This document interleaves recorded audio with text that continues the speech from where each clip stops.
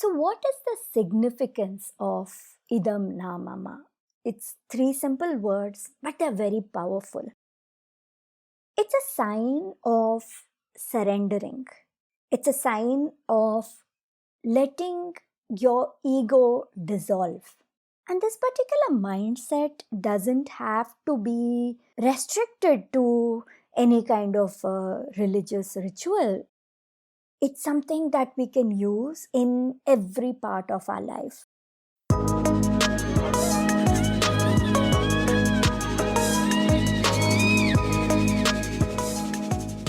Hello, hello, hello. Welcome back to the Feel Good Factor. I'm Susmita Veganosaurus, and I'm so glad you could join me here today.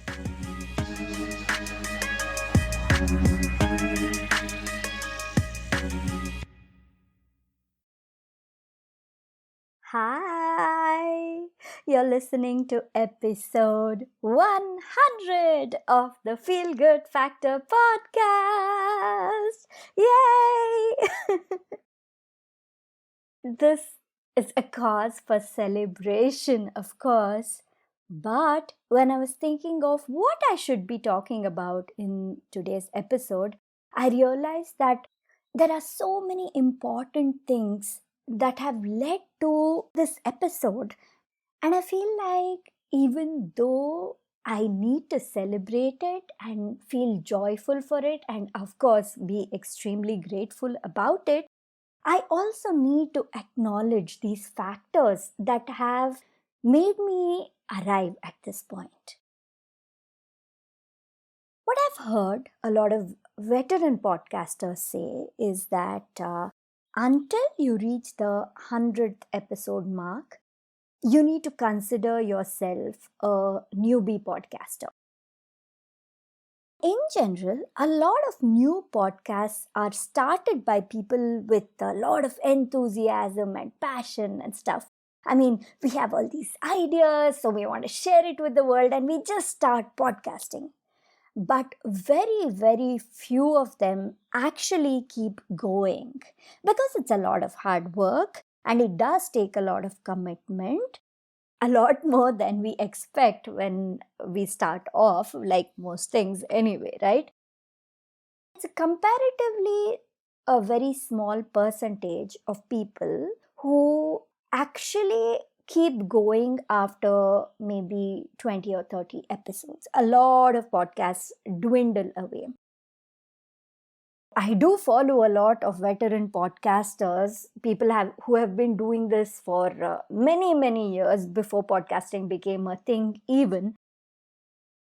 And of course, they were the inspiration for me to start my own show.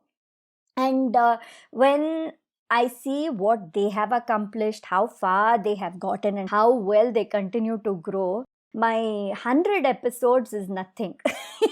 It's a tiny little baby step. That's all it is in the podcasting journey. But it feels huge to me. It feels like, wow, I've come this far. And this has also proved to me that, if I've come this far, that means I'm likely here for the long haul. I'm going to keep going with my podcasting journey, even though in the middle I thought, I was giving up. I had pod faded for a while and I thought, it's over. But no, it's not. I've come this far and I definitely will keep going, because what I have learned is the first 100th episode mark, when you cross that, it's like you have taken that big step. Yeah, it's a baby step, but it's also a big step forward, because I've crossed that boundary from a 2-digit episode into a 3-digit one. And yeah, like I was saying, it's a great cause for celebration and gratitude.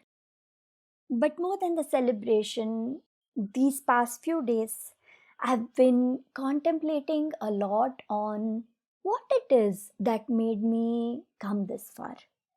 Why is it that I have been able to reach this mark, do this for all these years, publish all these episodes, even though there are so many other things that I have started and, I've kind of moved away from them over the years. What is it that has kept me going with the podcast? There is a well known mantra in Sanskrit. It goes, Idam Na Mama. Idam Na Mama translates literally to this is not mine. It's been used since ancient times by a lot of sages after conducting a big ceremony, especially yagya, fire ceremony, and large pujas which take days together to go on. After conducting all of it, at the end, the sage, the priest, whoever has done it, has conducted it, ends with this mantra saying Idam Na Mama. So, what is the significance of Idam Na Mama? It's three simple words, but they're very powerful. It's a sign of surrendering, it's a sign of letting your ego dissolve, letting go of doership, and allowing yourself to just be. And this particular mindset doesn't have to be restricted to any kind of religious ritual. It's something that we can use in every part of our life. Whenever we do any kind of work, whether it's a small project or a big one, it's a business that we built, or just this one little blog post that we published, one dish that we've cooked, whatever it is we do, at the end, when we say Idam Na Mama and surrender it, it gives you a huge sense of relief. It means that I am not the doer. I didn't do it. This is not mine. I am just a channel. I'm a conduit. And there is a higher energy at play here. And it doesn't matter whether you're religious, you're spiritual, what you believe in, what you don't. All you have to know is that there is something here that is bigger than you. You know, there is something bigger than the I that we all associate ourselves with. And it's that big energy which is working through you. And you are allowing this energy to flow through you. You're surrendering yourself to it. And whatever work that you did, whatever things that you have managed to achieve, it is not you who's done it. It's this higher energy, the divine, the universe, the cosmic force, whatever you'd like to call it. It is this energy that has worked through you. Therefore, first of all, there is no attachment because this is not mine. You don't have to hold on to it. You don't have to control it, right? The second thing is you don't have to have any expectations of an outcome, a specific outcome. So when you do something, you don't think that, okay, I now expect this particular thing to get this particular result because this is not mine. I have done my job. I have done my duty to the best of my abilities. I have surrendered and gone with the flow. Now beyond this is not mine. Idam Na Mama. There is also the aspect of humility. Instead of thinking, I did this, I achieved it, I'm so great. I mean, come on, we all go through this, right? We all have this sense of a pride in our own work. That's okay, it's natural, this does happen to all of us. But we do need to learn a sense of humility because humility makes us realize that, again, there are greater forces at play. It's not you who's doing things. And when you are humble, you don't think that you know everything. You actually become more open to learning, to seeing the world in different ways, to exploring and playing more, going out of your normal way of thinking. All of it you can break free from when you embrace humility, when you are humble and you say, this beautiful work has been birthed through me, but I am not the one who created it. I let it get created through me, right? I surrendered and I allowed it to be created through me. And I'm also grateful that this universe, this higher energy, chose me as the conduit for this. I'm also grateful to myself for knowing that I can be a conduit and allowing this energy to flow through me. These are all beautiful, empowering feelings that you have. These are feelings of love and joy. Another thing that we all expect, and it's been there for ages, I suppose, through all of human history, except that it's gotten way worse in our current social media age of likes and follows and all those vanity metrics. When we say Idam Na Mama and surrender whatever work we have done, we don't look for validation. Or even if we have the natural tendency to go back to looking for validation, we don't give it as much value as we would give it before. And that's very, very freeing again. Because when you don't look for validation, then it doesn't matter. It doesn't matter if two people comment on your post or if you have some 5 listens on your podcast episode. None of that matters. What matters is that this work got created and it's out there in the world. And what people say or don't say is not what gives it its value. Its value is in it being created at all in the first place, it existing at all in the first place. Its value is in the joy and fulfillment and upliftment and feeling of flow that it has given you while you were creating it. Whether it's a post that you were writing, a photograph that you've clicked, a meal that you have made, you have already got the value out of it before you surrendered it and put it out into the world. And the most important thing of all is that you learn to play the long game. Every time you do something, you say Idam Na Mama and you let it go. This is not mine. What you're doing is you're building a foundation for something bigger, and you may not even know what it is that you're a part of, but you're building this foundation. And when you're not worried about validation, when you're not worried about the outcome, when you're being humble, when you're not feeling attached to the results, then you aren't worrying about where this is leading. You just put in the work. And you don't go all over the place, especially because when you're looking at outside results, outcomes, validations, when you're always constantly looking at that, then you don't always stick to your path. You go here, there, oh, this is popular right now, this is trending right now, this is what the algorithm is supporting on Instagram, then this is what I'll do. And you aren't being always true to yourself because you feel like you're forced to do things a certain way or focus on certain things, talk about certain topics because it's popular, because that's what the people are asking for, because that is what's getting you the most likes.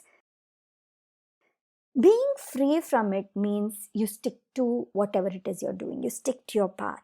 And then you keep going at it, chugging along, going forward. And you keep doing your work. In my case with this podcast, one episode after another. Just keep going at it. It doesn't matter if there are spikes or drops in the number of listens. It doesn't matter if, as much as I love getting DMs and emails and messages from all of you, if you haven't written to me, if you haven't reached out to me about a certain episode in a long time, it's okay. Because the bigger reason for doing it is to keep doing it, is to keep building this foundation and growing on this path. The lack of engagement, the lack of validation, the lack of any certain outcome doesn't stop me from continuing on. You're not dependent.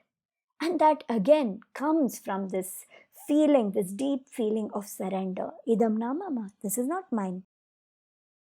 Every time there is a creative flow, there is a message, there is this spark that comes into me, I just sit down and get to work.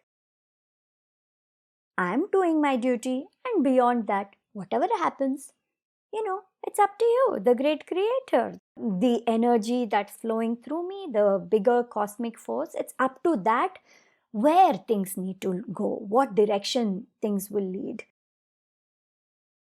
And it keeps you flexible because you feel this nudge to shift things, move a certain way from the inside, from your inner, your higher self, not from the outside. And then you shift and flow very easily, very flexibly, because you felt the call to do so.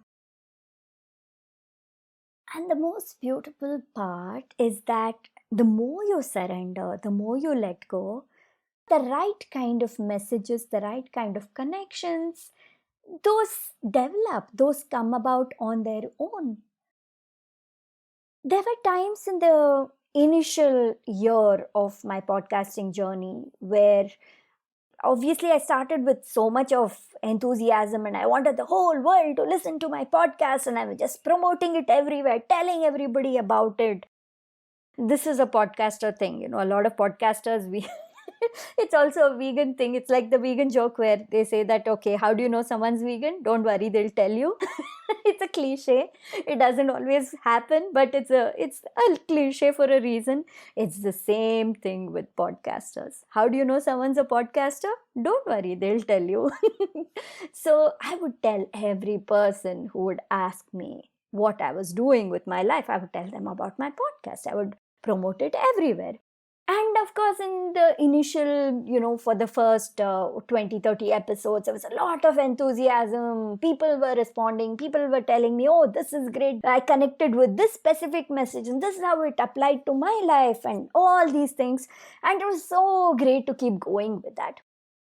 But after a point of time, it does dwindle. You don't keep getting the messages. You don't keep getting the enthusiastic response from people that you do at the beginning. That always happens with anything, right? Anything new, the novelty attracts all of us. And then after a point of time, we are not as attracted to it as we used to be. So there are fewer people who end up being long-term listeners compared to the people you started off with, the number of people you started off with.